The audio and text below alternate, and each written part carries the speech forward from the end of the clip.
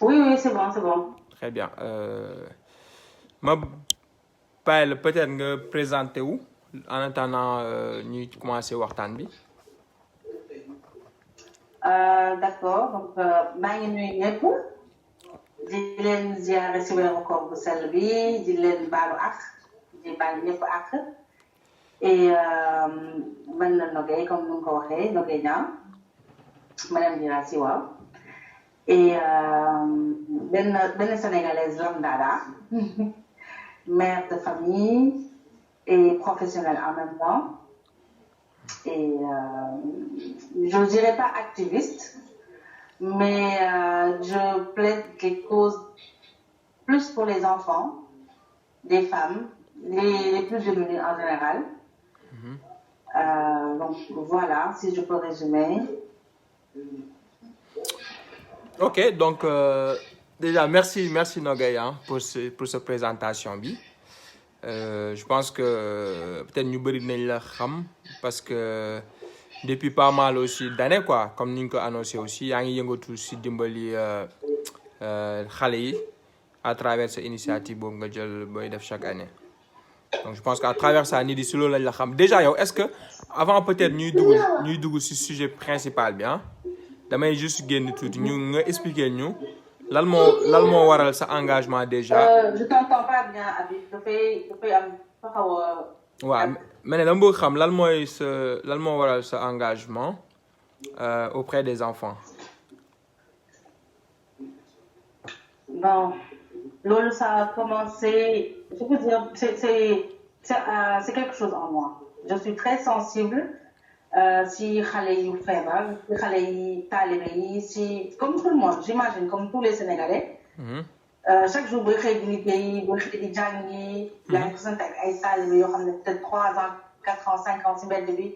parfois nga gis kenn ku feebar parfois nga gis pare lu set ku liw. parfois nga gis ku gaañu et loolu bi ma nekkee sax au lycée chaque fois ma ne noonu moom ça me faisait mal au cœur mais bon mënoo ci dara. Mais le déclic a commencé benn jour laa demoon hôpital Albert Royer Fann. benn pavillon K. Je pense, si je ne me trompe pas, pavillon K. Et là-bas, il y a des enfants malades, ils sont, à la limite, le docteur, comme il m'avait expliqué, il faut que parce que c'est des maladies un peu compliquées. Ils sont sous traitement, c'est des maladies graves. Donc, ben jour, je suis allée là-bas, j'étais vraiment bouleversée parce que j'étais choquée, quoi. Parce que il y avait autant d'enfants malades. yu am genre maladie yoo xam ne à la limite incurable et que amuñu moyen pour faju donc quand je suis allée là-bas affaire bi ça m'avait touchée c'était je pense en 2009 2009 bon après fekk maa ngi doon liggéey fenn j'ai demandé à des collègues autour de moi pour les fins d'année ma ne leen bu dee mën nañu participer si aider pour am sa kër benn affaire ay jouets ay yére lu la nekk daal tout ce que tu veux comme ça on amène ça à l'hôpital et ça je pense que la première fois où je suis allée à l'hôpital c'était 2009 boobu ma lay wax donc on est allé pour yóbbul xale yi ay jouets parce que vers le fait Noël la woon ay jouets acheter des biscuits des trucs que les enfants aiment en général. Et je me rappelle am na benn xale bu ma frappé woon parce que dama jox biscuit mu ne ma non je peux pas manger ça parce que dama am diabète ci expliqué ma il devait avoir à peine 5 ans ou 6 ans. Mais il m'a expliqué sa maladie comme une grande personne. mu ne ma non je peux pas prendre ça parce que j'ai le diabète de type expliqué wax.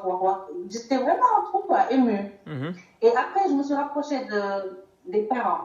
Les parents qui indi seen doom foofu. Non seulement ils n'avaient pas le droit de rester avec eux donc dañ leen chaque jour dañuy ñëw et il y a une maman qui m'a dit que c'est bien le geste andi xale yi ay cadeaux andi leen ay lekk et tout mais ñoom seen problème mooy parfois duñu am sax passe bu ñu war a ñëwee pour seet seen doom. Par exemple kenn ku dëkk Guédiawaye war a ñëw tous les jours à Fann pour seet si doomam. et amul sax passe. et c'était vraiment émouvant quoi. Donc après par la suite je me suis dit mais ku nekk de ton côté. Tu peux faire une petite chose. Tu apportes ta petite pierre. Donc après je me suis dit c'est quoi sooy def sa anniversaire Tu as plein d'amis, des cadeaux. Tu fais une grande fête, quoi. Donc, je me suis dit maintenant, à mes amis proches, mes collègues, au lieu de me donner des cadeaux, au lieu de faire la fête pour mon anniversaire, maintenant, on va faire des collectes. Et c'est de là qu'est né le 500 Challenge, parce que à l'époque, on parlait de... Il y avait un challenge. Tu sais, chaque fois, il y a des challenges sur Internet. Moi, je me suis dit, mon challenge sera de collecter le maximum de 500 francs.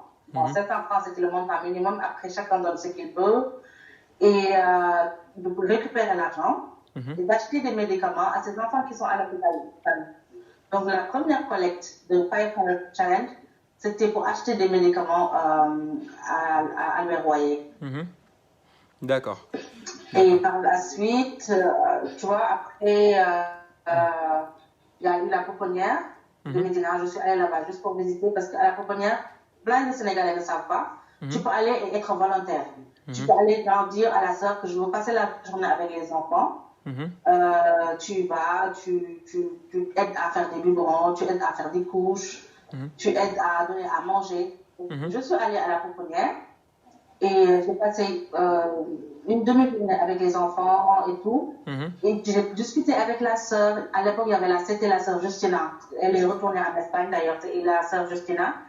Et elle m'avait expliqué qu'ils reçoivent beaucoup de dons. Ils reçoivent vraiment beaucoup de dons, mais ils ont tout le temps des problèmes parce qu'il y a plein d'enfants qui viennent.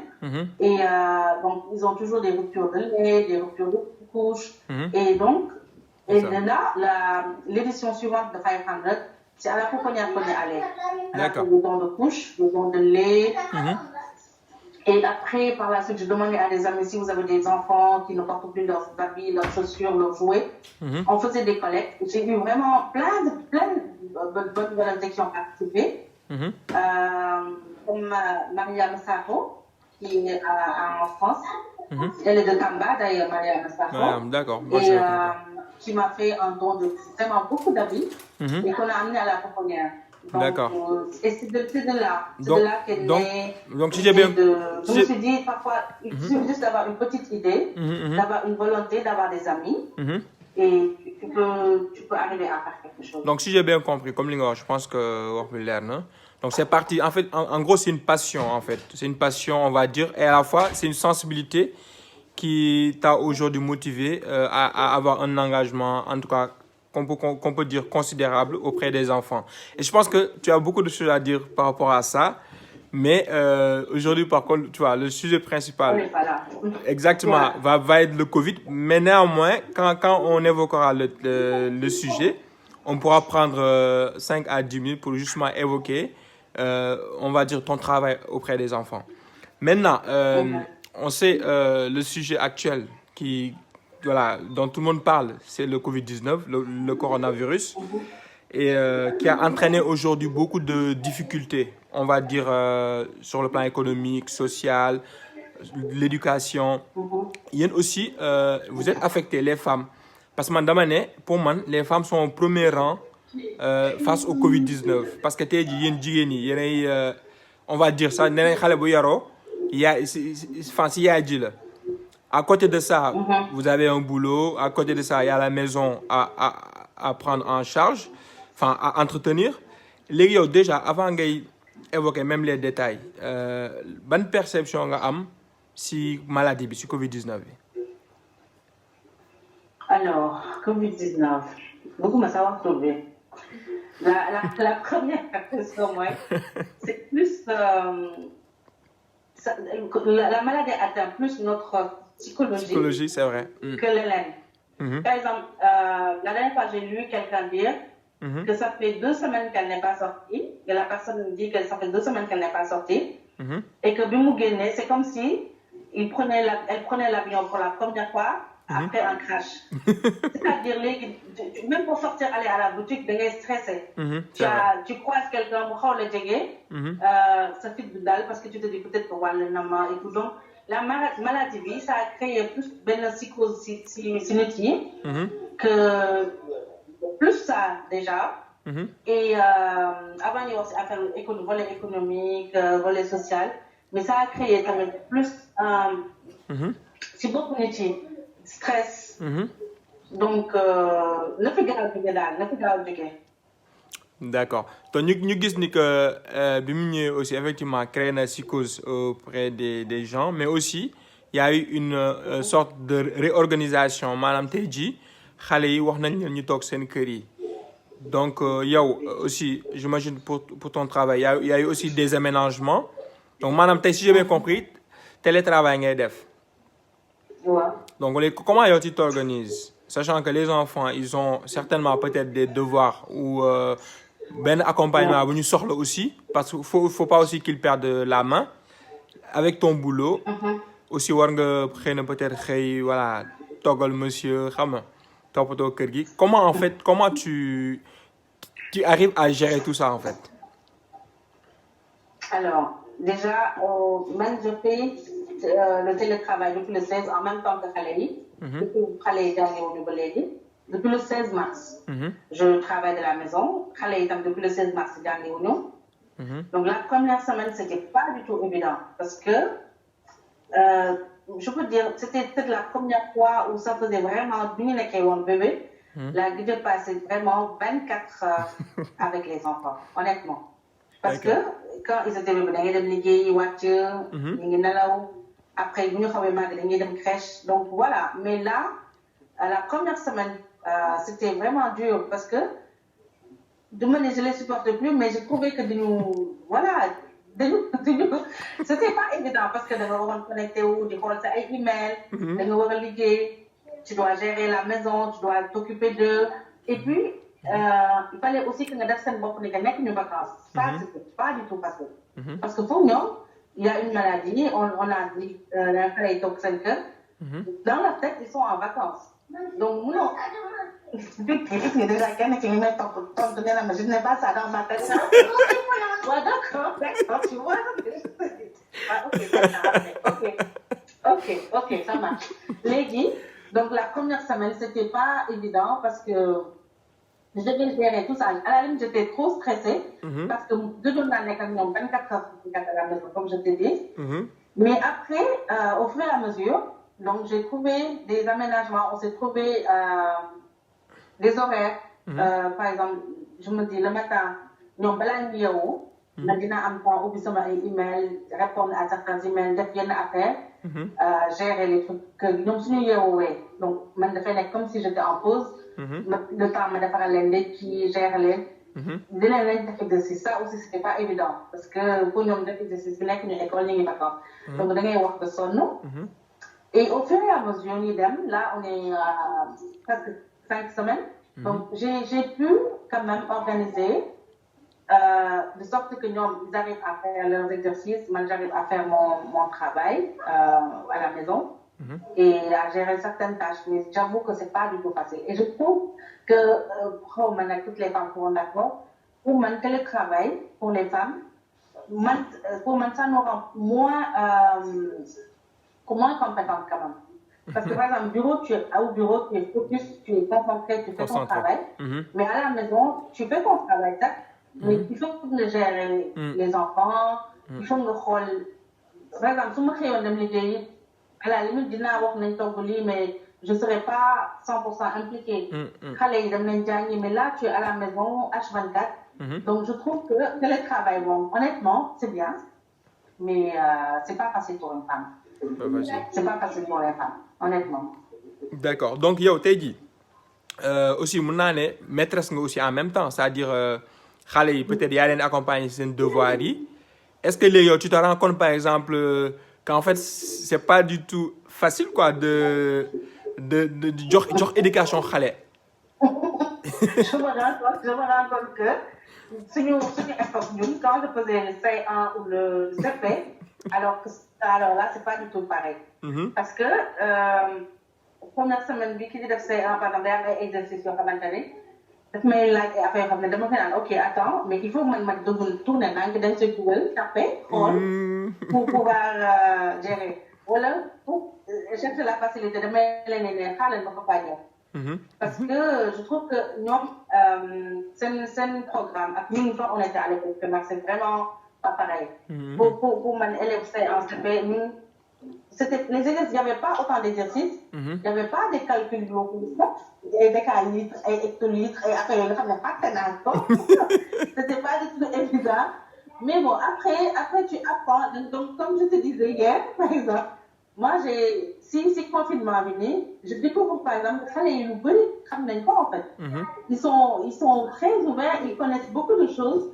Ils parents, tu pensais pas que par exemple, donc ça, c'est le côté positif. Au moins, tu apprends à mieux connaître tes enfants. Je pense que nous avons évoqué c'est-à-dire créer peut-être rapprochement, peut-être que si le Covid amutoon, c'est quoi. Mais par exemple, est-ce que les gens ont une conscience faible? Est-ce qu'en fait, ils savent vraiment le danger de la maladie?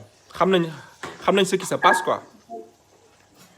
Justement, là, parce que avec la maladie, donc il ne faut pas faire l'école avant, juste au début de la maladie, expliquer dans les grandes lignes, que le virus là, que le fait aller. Après, quand ils sont restés à la maison, ils se posent forcément des questions. Donc, parce que tu expliques. Et puis, chaque jour, on était scotchés sur télé, des informations, ils écoutent.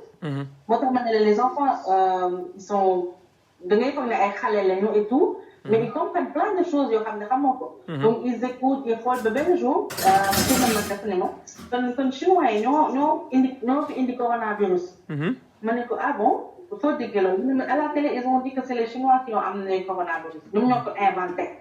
Nous l'avons créé. Ils l'expliquaient, vraiment. Donc, ils comprennent. Et après, tu les sensibilises, tu mets un cas de décès, donc ils avaient peur. Et puis non, ils ne sont pas sortis du tout. Maintenant, de temps en temps, ils viennent de tous. Voilà, récemment, là, il a les jeunes. Nous avons tout. Parce que sinon, ils sont à la maison 24 heures sur 24 minutes.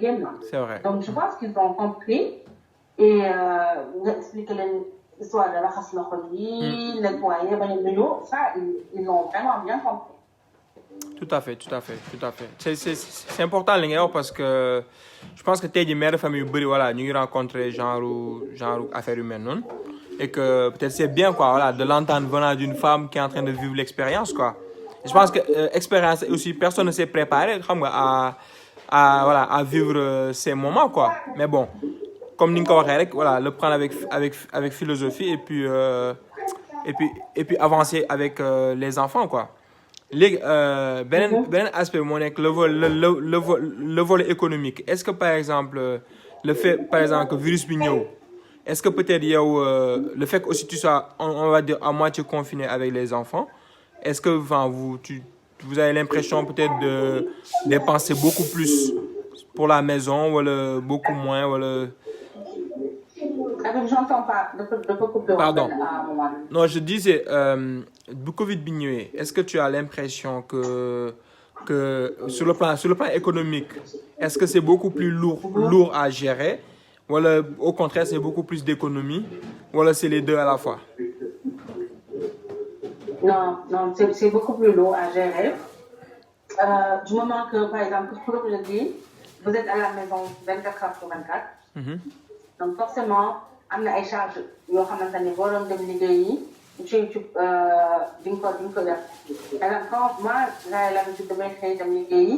Je descends vers 19h, 20h. Maintenant je suis à la maison tout le temps et puis il y a plus de charges. Parce que tu as peur que doo xam luy xew demain.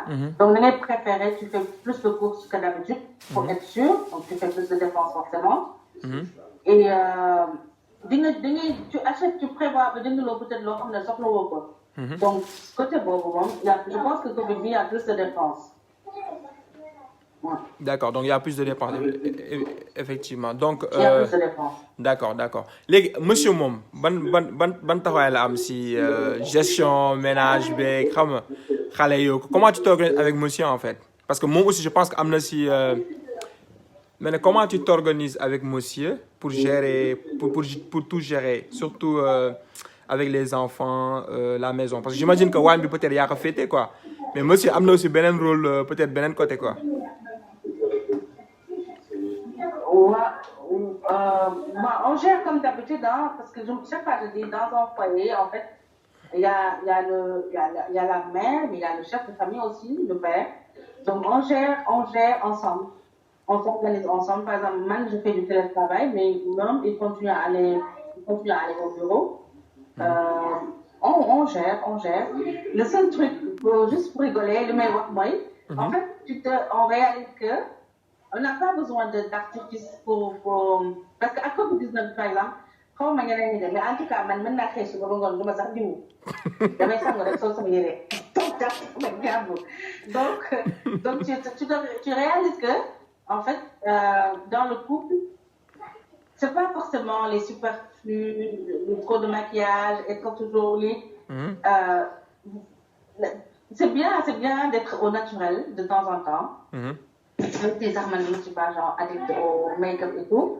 Mais à Covid, par exemple, comme je te dis, damay xëy yow sangu sol sama yére julli toog damay toog aussi ma ne tiens diwuma sax. Donc c'est pas peut-être bien, mais après tu te rends compte que voilà, dans le couple ça aussi c'est l'autre comme c'est la boîte quoi. Genre sorlo tout le temps, voilà, te faire belle, mettre du rouge à lèvres. T'as pas forcément besoin de super clinique pour attirer ton mari ou pour qu'il t'aime plus. En fait, c'est comme ça que je le vois. Non, mais je pense que c'est important. Et puis même je pense que ça va être un constat qui sera partagé parce que boo génnu demoo fenn soxla en gros defaru. Et du coup, la personne avec qui tu vis, elle est obligée peut-être de t'aimer comme tu es, quoi, tu vois. Même si peut-être qu'il voilà, y a des... oui, on doit nous aimer ça comme on est. On ne doit pas nous aimer parce qu'on a beaucoup de paupières ou parce qu'on a beaucoup de gloss ou beaucoup de eyeliner. Comme ça, nous avons beneen bi bu bees bi nga xam ne maa ngi koy jàng boobu ba léegi te mënuma ko. Xëy na madame dina ma ko wax nu mu tudd. Donc voilà, au moins il y a ça quoi. Les gens réalisent que tu te rends compte qu'à COVID-19, honnêtement, tu te rends compte qu'il y a plein de choses que tu prenais clairement pour eux, c'est important, c'est impensable de faire ça. Et que tu réalises maintenant que voilà, il n'y a rien, tu ne le fais pas, il n'y a rien quoi. Ok, bah je pense que c'est bien. Pour revenir sur les charges, il y a un aspect, moi et j'imagine que c'est la plupart des femmes dans les def surtout togg yi si internet bi man boobu par exemple chaque jour may xool benn recette bu bees bu may appliquer donc loolu si yokk charge yi la bokk et yokk charge yi la bokk ak si yeneen inconvénients yi tamit on risque de prendre du poids donc alimentation COVID-19 bi daal bëri na ay affaires alimentation parce que tu restes à la maison tu fais des petits plats tu xool ay recettes di ko appliquer donc on risque de prendre du poids on risque de faire plus de dépenses que d'habitude et puis on réalise que voilà nos hommes doivent nous aimer comme on est. D'accord. Et du coup en fait yaa ngi aussi découvrir beneen facette si yow c'est-à-dire sa passion peut-être sur cuisine jusqu'à aller voir des recettes, faire des essais, quoi. Ouais, xam nga soo bëggee lekk foog nga bëgg ay recettes ak yooyu. Et comme je te dis, soo dem liggéey di yeewu 5 heures du matin, 6 heures du matin, 8 heures fekk na la nga génn sa kër, 20 heures ngay ñëwaat. Franchement, je trouve pas que tu as le temps. Le temps, ok. Même si tu veux. Même si tu veux, tu n'as pas le temps. Donc maintenant que tu es à la maison 24 heures sur 24 et tout, et puis tu t'organises quoi. Tu t'organises. Et même ça m'a déjà profite du coup ay recettes tu peux appliquer. D'accord. Yaa ngi am fi en tout cas encouragement de Fanta Guirassy, certainement ce connaissance là, donc elle t'encourage beaucoup. Ah ouais. Sama sœur. C'est ça là, d'accord. J'arrive pas à suivre. Mais comme je suis nulle en technologie, donc je voulais partager, j'arrive pas à le faire. Ah ouais, du coup. Non seulement j'arrive pas à le faire, mais j'arrive pas à suivre le live moi-même. Non, tu pourras j'arrive pas à lire les commentaires. Tu pourras le partager à la fin de toute façon. Dinga gis publication à la fin quoi. T'as aussi je crois il y a une certaine Marie-Cyr Diagne aussi qui dit que t'es une dame de cœur quoi, donc qui t'encourage aussi hein. Wow. Puis voilà, Marie-Cyr, c'est ma sœur aussi. On a été collègues il y a longtemps, mais she's a good person, donc voilà. D'accord. Donc, en tout cas, encouragement à plein de personnes. Mais dis-leur que j'arrive pas à lire les commentaires, donc du coup... D'accord, ok. Ok, du coup, tu liras à la fin. Du coup, si on va vraiment dans le foyer. Aussi, en fait, il y a une politique nationale qui s'applique aussi, quoi, face au Covid. Khalé, par exemple, parce que nous avons en mettant le débat du retour à l'école, quoi, pour les enfants. Sachant que peut-être que l'épidémie, voilà, on va dire que nous avons avancé au Sénégal. Est-ce que déjà tu penses que les conditions seront réunies pour la reprise des classes au mois de juin? Et est-ce que tu es favorable à ça? Déjà, pour moi, comme je l'ai dit tout à l'heure, si cause bi Covid-19 créé si bon pour métier, déjà maquillé, déjà si cause vous créé ça donc imaginez les xale ils ont compris, ils savent qu'il y a une maladie, moi je top 4 semaines, 5 semaines dernier. Donc retour à l'école, je pense qu'ils ne seront pas concentrés, surtout maintenant que tout le temps normal là, instant yi ñoom ñuy wax parce qu'en général ils arrêtent l'école en juin. Donc si ils arrêtent l'école en juin, je pense que psychologiquement ils ne sont pas dans les conditions de jàng, honnêtement. Et il y aura toujours aussi psychose feebar bi. Donc pour moi, on veut tout faire pour sauver l'année scolaire et tout, mais pour moi, je ne suis pas trop à 100% tournée dans l'école en juin. 14 juin pour arrêter quand peut-être août, ou à septembre. Donc si ce serait pour ma part, mes enfants ont déjà fait 2 compositions. Maintenant, une comptable peut-être 2 compositions. Les parents savent aller des cours de vacances après d'une classe supérieure. Si les 2 compositions, c'était bien. Mais pour moi, renvoyer les enfants à l'école fin juin, alors période où d'habitude ils sont en vacances, nous avons eu une pandémie, on n'a jamais vécu ça. Nous, c'est tout nouveau, comme nous. Et tu vois, c'est pas évident, quoi. Pour moi, honnêtement, on aurait pu trouver l'école à distance. On continue à envoyer des exercices aux enfants du lundi. Je sais pas, on prend les relevés de notes, nous comptabiliser quoi. Mais dès lors qu'elle est en juin, je ne sais pas. Après, le problème école à distance, moi, d'une commun généraliser. Parce que le pour l'État déjà il faut accompagner les familles d'abord à ce que tout le monde soit comment ça s'appelle, soit dans les dispositions, madame, meilleur équipement qu'il faut, quoi, soit ordinateur, smartphone, sachant que dans certaines zones Sibir Sénégal, ils n'ont pas même pas accès à internet, tu vois. Donc pour moi, même dispositif enseignement à distance, c'est compliqué. C'est compliqué. Non, tu vas loin. Son niveau rural, c'est loin. Dakar, il y a des étudiants, ils ont accès à Internet. Accès à Internet, ils ne pas si tu n'as pas Internet chez toi. Ils ne pas. Ils ne font connexion. Il y a des étudiants, école à distance, il y a des étudiants qui n'ont pas les moyens de le faire. Et l'autre chose dont je voulais vraiment parler, c'est une période de pandémie, moi qu'il y a beaucoup de personnes, elles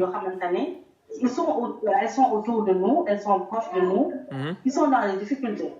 Comme nous, maintenant, donc, donc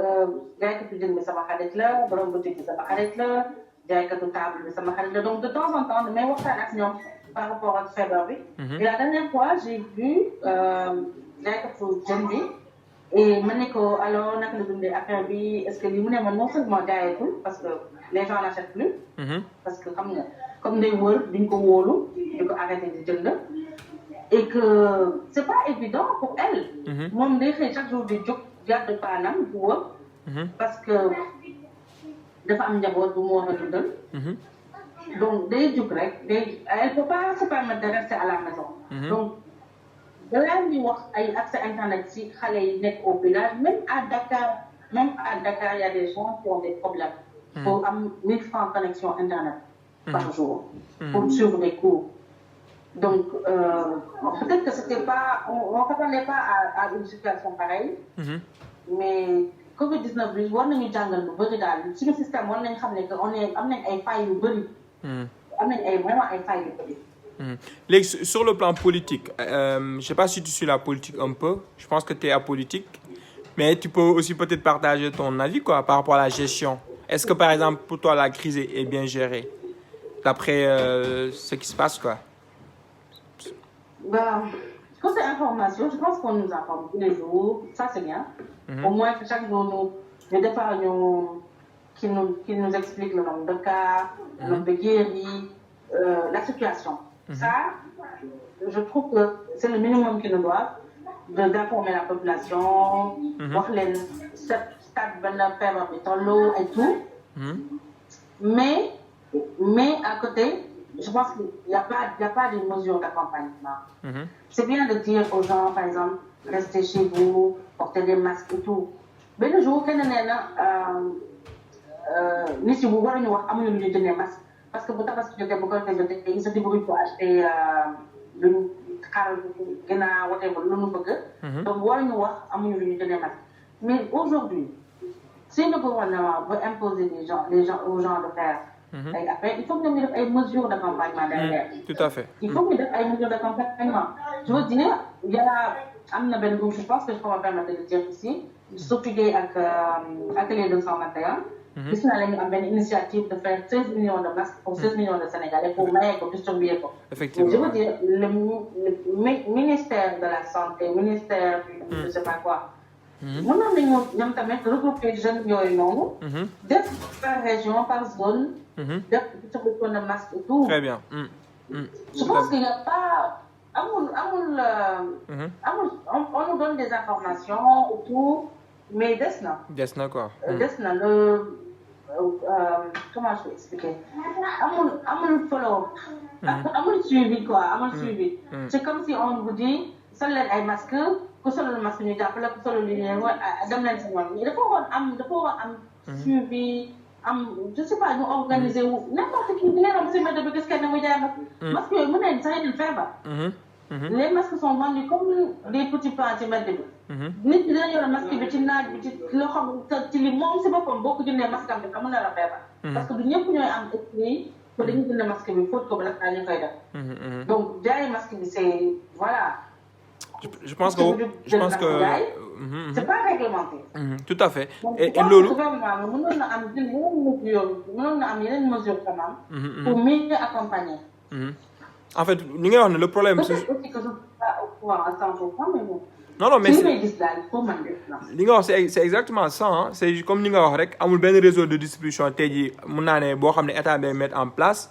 Il y a aussi les prix maintenant par exemple benn boîte de masque bu doon def 50 à l'époque ça se vendait à 3000 francs.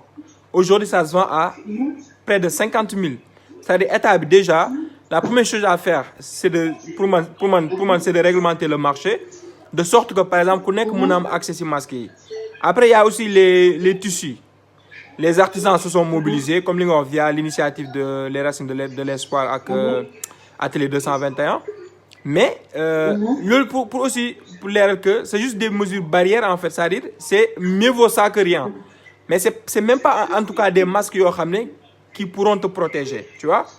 Encore amul benn tey ji benn mesure bu en tout cas d'accompagnement strict bu état bi jël pour réglementer fabrication masque yooyu noonu. Parce que fii en France par exemple état daa réglementer secteur parce que beaucoup d'ateliers aussi se sont mobilisés mais dafa am ay conditions yoo war a remplir pour am benn genre effigie pour ñu ne yow sa masque effectivement mën na filtrer l'air xam nga mën na filtrer pollution mën na filtrer lii donc yow mën nga produire masque doo ko jaay dafa am ay matières tu vois ay matières pour ça mais Sénégal dama gis ni dañuy jël vax on prend tout et n'importe quoi pour defar ay masques. Non, tout et n'importe quoi.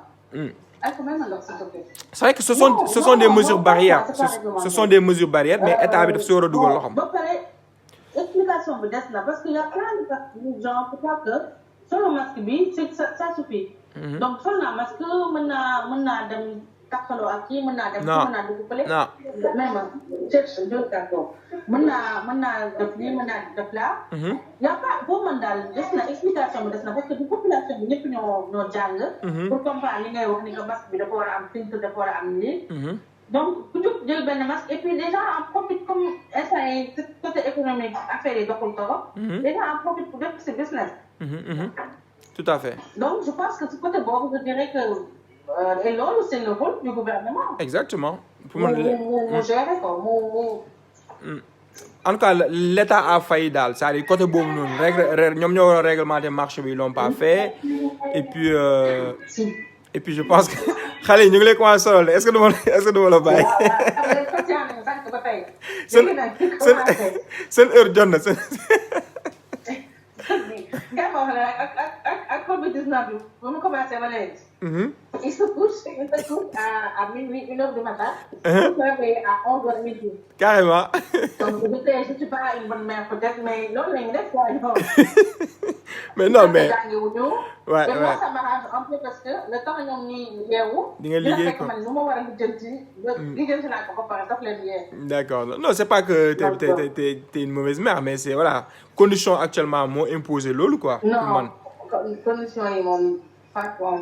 Condition les gars je pense que voilà on a touché à tout déjà et que voilà du ma jël ce temps yëpp aussi en sachant que. non mais Habib bëgg naa ci yokk de ah. Covid-19 bi war nañu delloo si suñu xel. comme je disais tout à l'heure on pense à je donne juste un exemple. man am naa par exemple xale yi dañoo amoon oustaz. boo xamante ne loolu mooy liggéeyam. te oustaz la.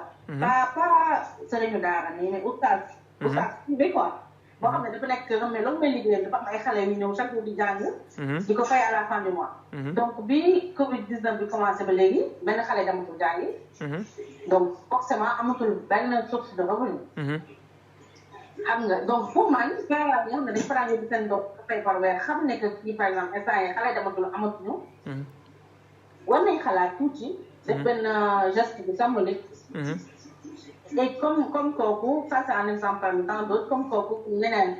donc pour man feebar bi dafa war a yokk suñu dëgg suñu sensibilité. par rapport à ñuy wër. xam nga parce que mën nga xam kenn sa koñ boo xam ne dafa amoon table di jaay nga gis ko ne ak affaire bi jaay kenn jëndatu. et c'est une mère de famille boo xam ne loolu si loolu la doon dundee leen njabootam. dëgg la donc.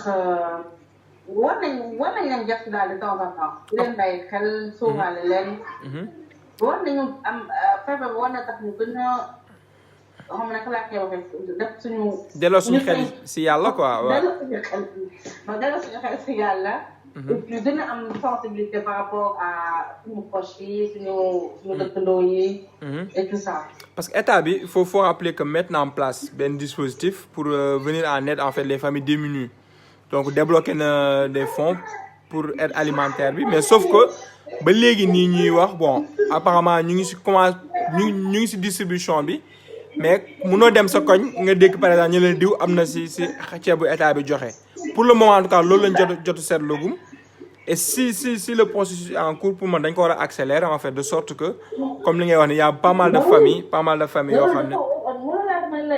du ma xam man sax ma ne l'état a fay dañu ma ko mais. pour man soo leen jëlee ay mesures d'urgence. collecté xaalis boobu yëpp pour jox ay dons.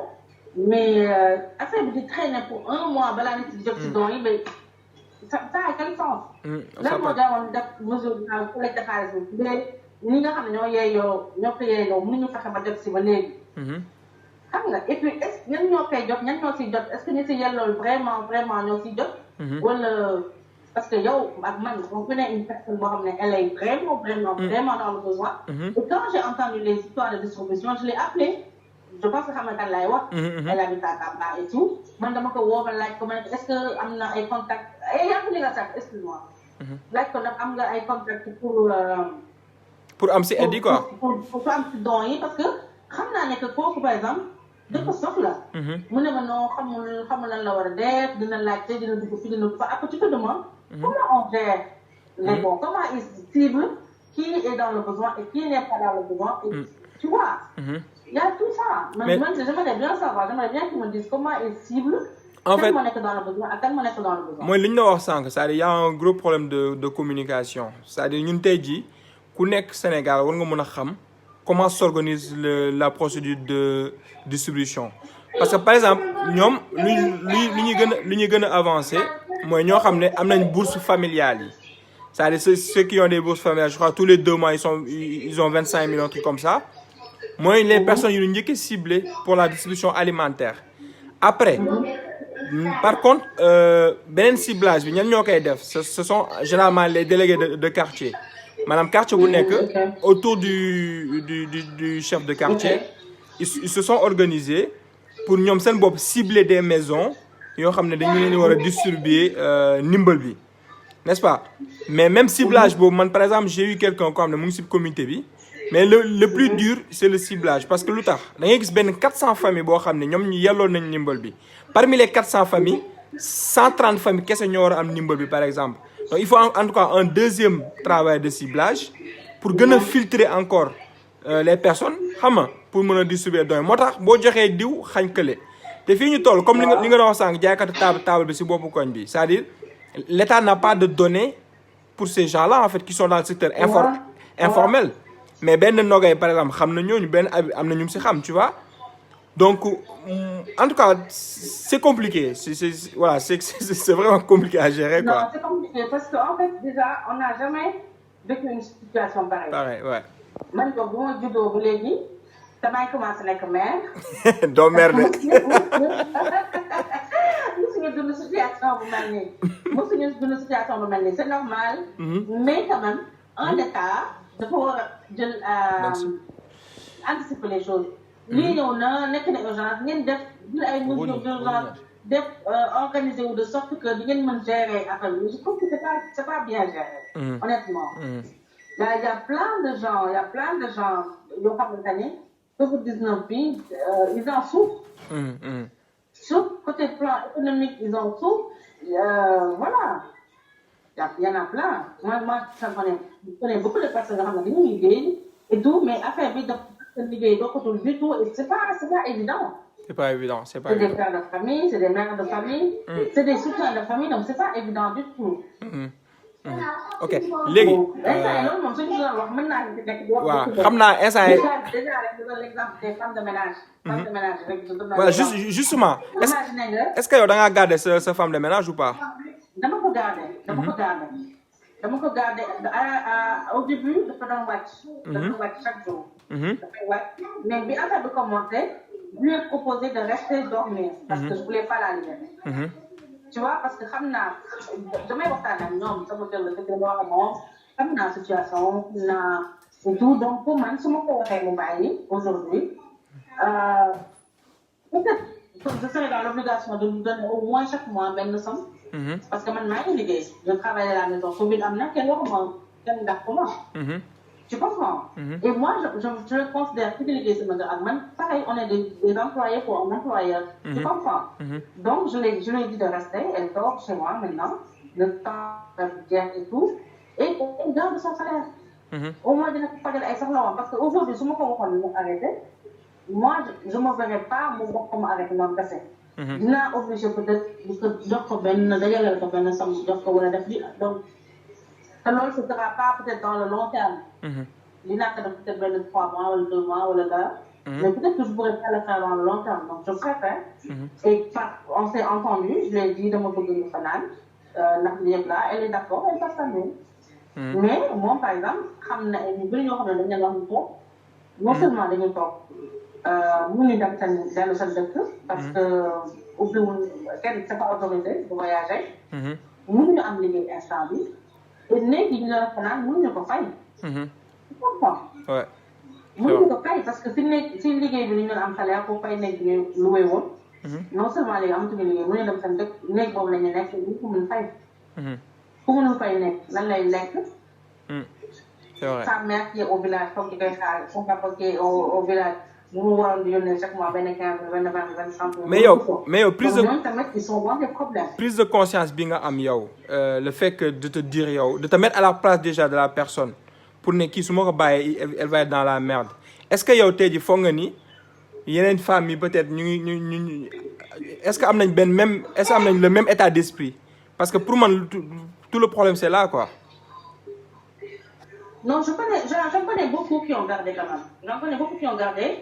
Celles qui n'ont pas gardé aussi, je me l'ai d'abord en fait, parce que voilà, peut-être que la bonne ne peut pas dormir, ou peut-être qu'à une place. Moi, personnellement, à une place. Mais je me suis réaménagé. Par exemple, on est dans un live, on discute, les garçons dorment dans le salon. Du Covid, bien même, les gros, en fait, nous deux étaient parce que les gens quand elle est voyage. D'accord. Nous, ce salon, mais elle dort dans leur chambre, tu comprends? D'accord. Donc, dans mon aménagement, d'autres, peut-être, n'auraient jamais accepté ça. À une place, donc tu rentres dans les bails. Donc, voilà.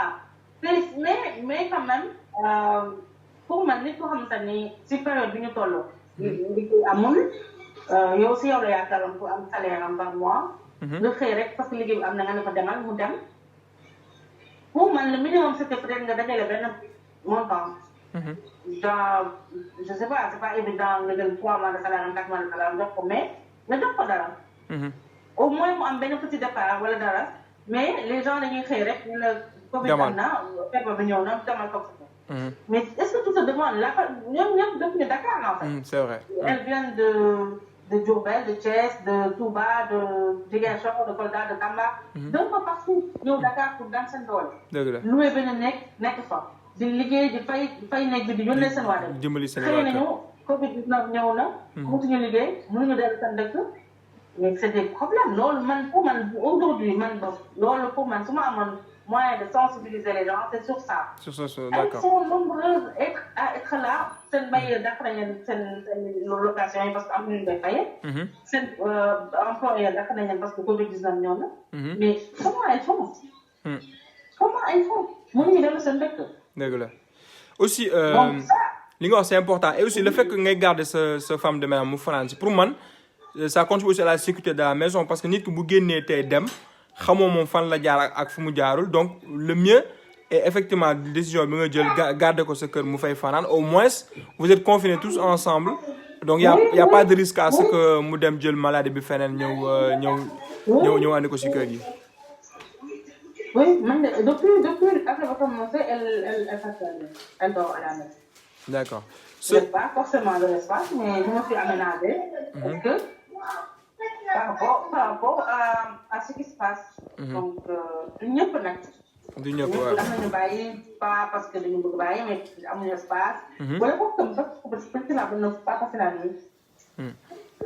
Mais moi, je pense beaucoup à elle. Et ça se sent, je pense que c'est sincère quoi. Et puis aussi day wane sa engagement depuis des années auprès des enfants. Parce que pour moi, quand tu es sensible à une cause, voilà, en fait, pour moi, ça se voit, quoi. Ça se voit que tu ne triches pas, surtout en ce qui concerne voilà, le fait de penser aux autres personnes. Et je pense que tout le monde doit faire ça, quoi. Parce que, comme l'État est paumé, en fait. Parce qu'ils ont du mal eux-mêmes à gérer. Duñ leen ko reprocher suñu système moo demee noonu mais ñun man yow ku nekk si ñun de ton côté boo ñefee ba fexe ki la gën a jege en tout cas nga dimbali ko je pense que tey jii kenn du jooy et je pense que pas mal de personnes s'organisent dans ce sens au Sénégal que ce soit les artistes. Oui, il y a beaucoup de bonnes volontés dans ce sens. yaa ngi wax sax. La dernière fois je discutais avec une amie. Et elle m'a dit, j'ai trouvé que c'était une très très bonne idée. Moi, je n'avais pas pensé à ça. Elle m'a dit que moi, par exemple, dans sa famille, ñi nga xam te ne ñi liggéey am nañ ay salaire yu baax tànn nañ ñenn ñi daal. Elles sont organisées. Par exemple, ku nekk nga ni indi loo am nga andi. Ku nekk li nga am nga andi. Elles ont fait des enveloppes. Def ay enveloppes. Dans leur propre famille, ñi ñu xam ne que par exemple affaire bi dina leen affecté bu baax am nañ ay problèmes et tout ñu distribuer. Je trouvais que c'était une excellente idée. Et que voilà c'est benn forme de solidarité là en fait. Donc parce que on s'attendait pas à ça dafa ñëw bett ñu te lu la bett mën la dëgg la maladie bi ñëw na bett ñu. Tu vois donc. Je pense que daal war nañu gën a delloo suñu xel si yàlla gën a am sensibilité par rapport suñu ay dëkkandoo suñu ay mbokk suñu ay les gens autour de nous quoi. D'accord. Il y a vraiment des gens qui galèrent. D'accord. Donc, je vais faire juste un dernier tour sur messager parce que tu as beaucoup de messages d'encouragement venant peut-être des gens qui te connaissent. Un certain Serge Michigan Manga. Donc, Néna, tu es une dame de grand cœur. Donc, je pense que... C'est mon ancien collègue là. D'accord. Commentaire, tout le monde en témoigne que tu es vraiment voilà, une dame avec un grand cœur. Et je pense que les gens aussi quoi. En prise de conscience, Bini, je pense que Yomboul, quoi. Surtout en ces temps-là, connaître sa bopp ngay xalat, tu vois. Parce que tu te dis que crise bi xamoo fan lay jëm. Xamoo est-ce que demain après demain j'aurai encore mon boulot, est-ce que demain dinañ am luñu lek, est-ce que li. Mais malgré ça, voilà, comme li nga wax sank, ñu délo suñu xel ci Yalla. Et puis fexé dal ba mëna xalat ñu gëna djégé. Légui on va finir avec ton initiative, on va dire, je vais pas dire association. Parce que ça y a commencé à se voir intéressant. Genre comment voilà no def ba tay ji am sensibilité bobu ba développer ko autour d'un projet boy def chaque année. Maintenant il y a quelqu'un qui pose une question dans ce sens. Néna, est-ce que tu as des appuis auprès est-ce que tu as des appuis venant des collectivités? Non, je n'ai pas d'appui. Moi, tout à l'heure, je t'ai dit, je n'ai pas... En fait, je n'ai pas une association. Faut que c'est clair, ce n'est pas une association. C'est à titre personnel. Man maay jóg rek di sonal yi ma xam. Damay gis benn Habib gis naa benn je sais pas, je te donne un exemple. Bu récent. Sama légère la. Dama la ñëw sama kër di ma fóotal. Mu am ay bébé ay seex. Voilà, xam naa ko légère bi. Nee naa la man damay waxtaan ak ñëpp lay waxtaanal. Sama légère bi, sama boutique bi, sama jaaykat bu taam. Je discute avec tout le monde pour voir, parce que dama lay jàppee comme sama bopp. Donc sama légère chaque fois dañu waxtaan avant bien avant mais parce que yàgg na nekk sama légère. Dañuy waxtaan, on discute. Xam nga donc dañuy wax ba dugg ci vie privée.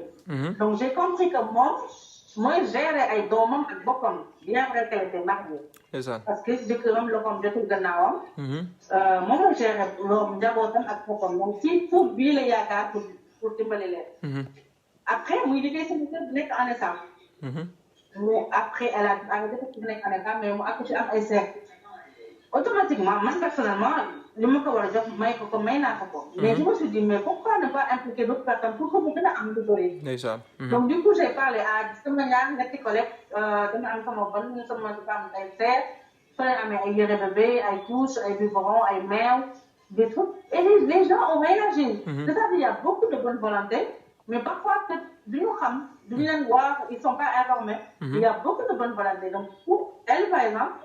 Liggéeyal tout le monde et tout mais ba léegi daf may woo sax di ma laaj ay ñoo xam ne imaginer nga xaw ma leen. parce que j'avais posté ça sur Facebook.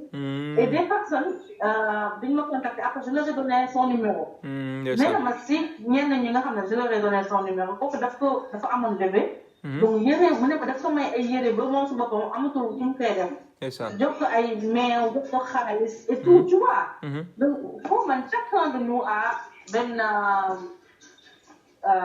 Un côté humain, un côté bu am ay nit lañu quoi.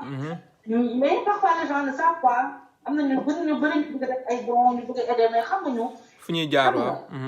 fu ñuy jaar. donc man en fait parfois damay naan sax damay sonn amel ak ay nit yoo xam ne dama leen wax parce que yow kese doo mën. yow mii rek dama lay sonal parce que là dañoo pas j'étais appelé pour te dire tel. xam nga ci may wax jot naa ko. yéeg laa la léegi c'est ça si. tu as un geste. xam nga te dëgg dafa métti fépp la méttiwee. dëgg la. dañ la woo c'est ça c'est la minute qui suit la personne m'a rappelé que ma dire jiw jox na ma lii may na ma lii yéeg laa la léegi et juste pour man loolu mooy àdduna en fait. c'est vrai. xam nga. Moi aussi pareil, je peux en témoigner parce que comme tu sais, moi je faisais beaucoup de posts en fait par rapport à des gens qui étaient dans des difficultés pour Fadjou machin et je pense que quand quand tu as eu la nouvelle kooku mun naa ne tey jii yaayam en fait mun naa ne yaayam quoi en quelque sorte parce que je pense que ça fait maintenant plus de 3 ans ça fait 4 ans maintenant je crois donc depuis 4 ans macha allah xam nga gis naa nga taxawu ko. et puis non je disais damay reprendre wala jot nga dégg li ma jot a. non dégg ma woon mais attends mais 2 secondes wàññi télé bi ngir yàlla 2 secondes wàññi waaw. yow xam nga ne ñii bu léegi ñu ngi réglé xam nga seen degré de réglé ñu commencé. non il faut ma dalal leen seen yaay nu mu gën a gaawee parce que c'est vrai que j'ai pris trop ton temps. non je disais man à l'époque je faisais beaucoup de publications dans ce sens quoi ay nit yoo xam ne dañuy nekk si soxla faju et tout et man je me rappelle d'un cas boo xam ne yow depuis que tu as connu l'histoire et ça fait 4 ans maintenant ngay daw matin midi soir pour cette personne et taxawu nga ko fu nekk te mun naa ne tey jii yow yaay deuxième yaayam en fait maanaam 4 ans après bien que la personne bon mu ngi sant yàlla tey quoi mais fu mu jaaxle surtout ne yow lay woo donc tu as réussi en tout cas même booy bi ngay dimbali nit ki nga noué ay relations sociales yoo xam ne tey jii tax na nit ki su jaaxlee bu boppam di metti rek kan lay xalaata woo par exemple kii lay wax Nogay donc je pense que loolu mooy loo xam ne en tout cas yow yaa ko liggéey et puis témoignage boo xam ne je tenais à le faire quoi tu vois et que. mais ça a commencé si yow parce que je pense que publication bi si yow laa ko gisee woon. exactement à la base la première publication je l'avais vue on se connaissait pas du tout. J'ai vu la publication et photo bi ça m'avait touché personnellement. Chaque jour ma répétais ko parce que en fait. xam nga moi j'ai peut-être plein de ñu bëri xamuñu mais moi j'ai grandi un peu à Tamba. Mon père a été affecté là-bas dëkk naa ko pendant 7 ans. Et donc comme je te dis man kii di liggéey si kër gi kii di garder si kër gi kii di def laa damay waxtaan ak yow. dañuy waxtaan donc quand tu as publié la photo. sama xel dafa dem si ñun benn ku doon liggéey suñu kër. qui avait le même nom de famille que moi. Et quand j'ai vu la photo j'ai automatiquement pensé à parce que foofu pendant 7 ans yu dëkk Tamba elle travaillait chez nous. moom et tout. et tu vois c'est des personnes yu lay marqué. parce que xam nga. tu vois donc quand j'ai vu la photo sama xel si kooku la dem automatiquement je me suis dit mais essayons de faire quelque chose. Ouais. On a essayé de faire quelque chose. Et vraiment de très bonne volonté dugal ci seen dafa jàpp si. bu mu jógee Tamba ñëw fii ton père il a joué un grand rôle parce que peut-être bu ñu amee ambulance bu ko jëlee Tamba andi ko ba Dakar am na si wàll. je comprends. donc nit yi jàpp si ba ça va tanewul à 100% parce que c'est une maladie chronique. mais ça va. xam nga. sant yàlla par rapport nu mu mettee woon et je pense que chacun de nous il faut mu nekk. tu peux amener une petite pierre. Une petite pierre, tout à fait. tu dis pas bul wax awma parce que awma dara. benn simple liggéeykat rek la. tu te dis awma mais li nga am akus néew. si tu peux partager avec quelqu'un essaye. Man c'est comme ça que je vois les choses essaye. C'est vrai. Donc di wax jigéen yëpp nañ essayer def comme madame Guirassy et je pense que ku nekk defee li mu war a def Sénégal dina jëm kanam am na nag ku la sas quoi nee na léegi nga monter association bi parce que benn nit bu tudd Roni Niass en fait je le connais moi c'est une connaissance en fait mais nee na pourquoi pas nga lancer ko association pour dimbali les gens à Tamba donc voilà moom vraiment il tient à ce que. non ba pare xam nga man léegi waa Tamba laa. exactement léegi 100% Tamba nga. donc yow léegi xam nga la ñuy def yow da ngay créé association bi man ma nekk membre ci association bi ñu def ko waa Tamba. amul benn problème incha allah léegi ma bàyyi la nga tàggoo ak ñi la doon seetaan ñi la encouragé ba fii. non en fait j'ai pas lu foog nga wax la ni que liiruma commentaire gisuma je peux pas répondre parce que lii laa man analphabète laa si technologie donc xam nga donc voilà donc maa ngi remercier vraiment bu baax parce que man benn tàngaru nit kese laa comme ni ko nit ci di waxee tojuma fenn et pourtant tu as voulu faire ton live invité ma mais donc je te remercie toi d'abord et lépp loo ma waxal si lu baax man moi je sais que yow mi ngi si yow donc mi ngi si yow et encore plus tu es une personne généreuse disponible xam naa la quoi donc voilà yow tamit yal na la yàlla defal jàmm. amiin ñi doon seetaan ñi doon déglu maa ngi leen di baalu ak ci koor gi di baal ñëpp ak di wax di que bëri naa wax dafa tamit ñu baal ma si ak non pas du tout pas du tout et que voilà comme rek le truc principal mooy instant yi ñu nekk nii pour man comme war nañu jàngal lu bëri ku nekk gën a xam ne que il y a plein de choses yoo doon jël pour des trucs vraiment importants maintenant tu réalises que ça ne l'est pas donc ñuy gën a gestu ñi ñu tane ku nekk ngay def nga tane ci minimum pour man nekk si koñ sax gis kenn boo xamante ne xam nga ne yaa ko tane chaque jour nga toog yàkkal ko sax pour man ça c'est un geste c'est un petit geste mais c'est quelque chose de bien tu comprends donc pour man genre après gën a def gën a relation humaine yi ñu gën ko gérer c'est très pour man c'est très important et puis di ñaan yàlla nag corona bi covid bi comme mu tudd daal mu jóge fi fépp ci àdduna bi ñi ci feebar yàlla yëkkati leen ñi mu dalagul yàlla sàmm leen et puis ñu respecter aussi les gestes barrières bañ a nekk ça n'arrête aux autres ça peut arriver à tout le monde et c'est comme on a dit c'est très très contagieux donc on respecte les gestes barrières je pense que message bi leer na et je te remercie aussi vraiment ce témoignage bi je peux en dire autant mais voilà on va réserver ça peut-être voilà si beneen cadre quoi inchallah donc voilà donc merci beaucoup en tout cas d'avoir accepté ce challenge mun naa ne sax challenge la parce que au début tu étais vraiment stressé quoi non xam naa loolu mais franchement tu as bien géré pour man et si je devais te noter j'allais te mettre un 18/50 sur 20 voilà pour moom 20 la jox